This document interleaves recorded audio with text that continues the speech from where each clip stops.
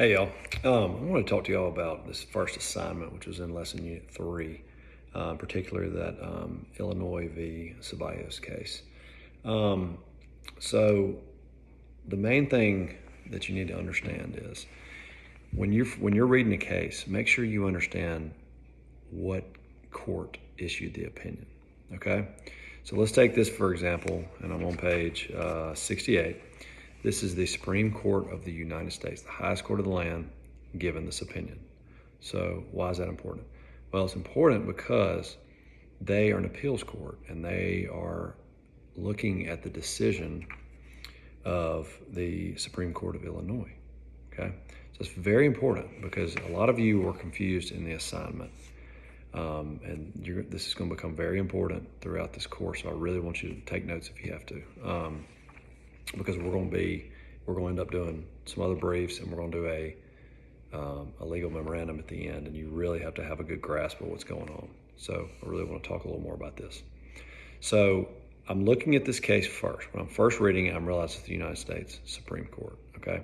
So you need to know, what did they decide? Well, some of you discussed the holding, and on the holding, you really didn't tell anyone anything, because basically you just said, the judgment of the Illinois Supreme Court is vacated and remanded. Okay, well, that doesn't tell you anything, okay? And I think this is why a lot of you got confused, because you just put that as your holding because the book said, yeah, this is the holding. But what's really more important is, what did the Illinois Supreme Court find? Well, the Illinois Supreme Court found that the stop was unlawful. In other words, that it was not valid, okay? The Illinois Supreme Court found that, right? The Illinois Supreme Court found that it was not valid. It was appealed to the United States Supreme Court. They issued this opinion in your book, okay? What did they hold? They held that it was valid. They held that it was valid. So that's why they vacated the Illinois Supreme Court opinion, okay?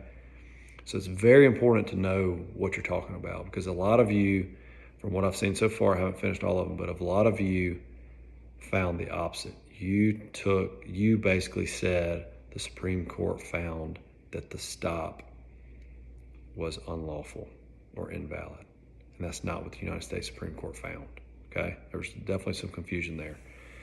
So you got to think about this when you're reading these cases. You got to make sure you get it right, okay? You're going to have to read them more than once, because some of them are confusing, right? Because it's going to talk about all the holdings of the previous courts. It's going to talk about the holding of the Illinois Supreme Court. You got to make sure you get it right. That's the number one thing you got to make sure, is that you get it right, okay? And then what you need to do is you need to say, okay, if the court found this is a valid traffic stop, in other words, the constitutional rights of the Fourth Amendment were not violated, why did they find that, okay?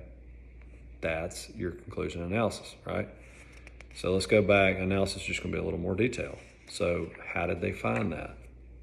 How did they find that? Essentially, they found that that the car was validly pulled over for speeding, right?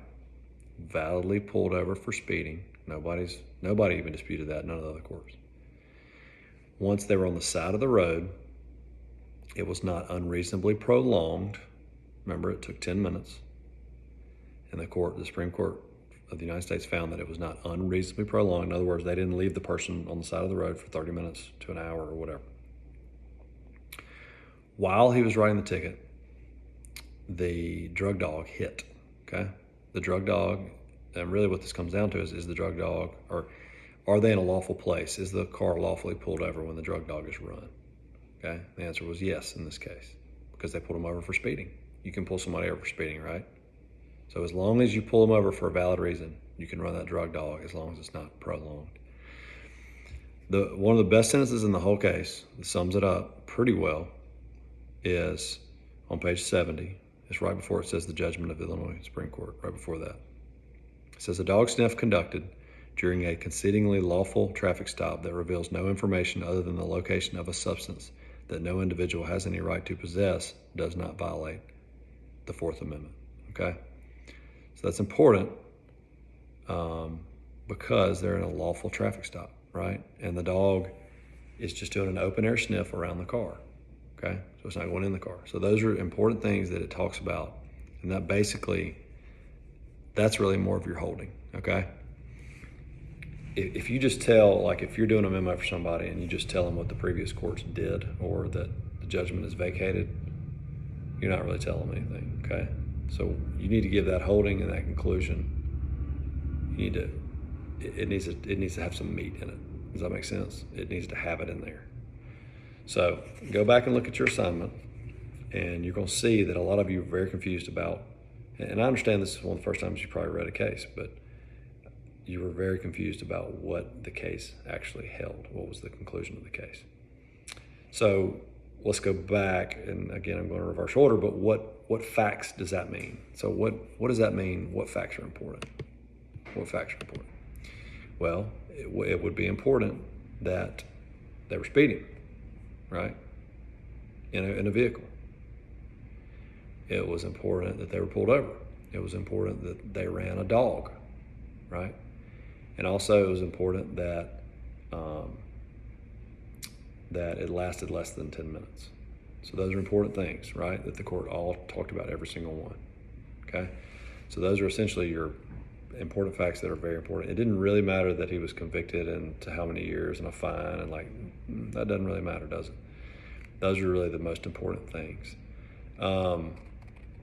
Keep this in mind too. You cannot, or actually before I get there, one thing, a sentence I came up with was the Fourth Amendment is not violated when a drug dog alerts on a vehicle involved in a traffic stop based on a valid traffic violation, and the stop is not unreasonably prolonged.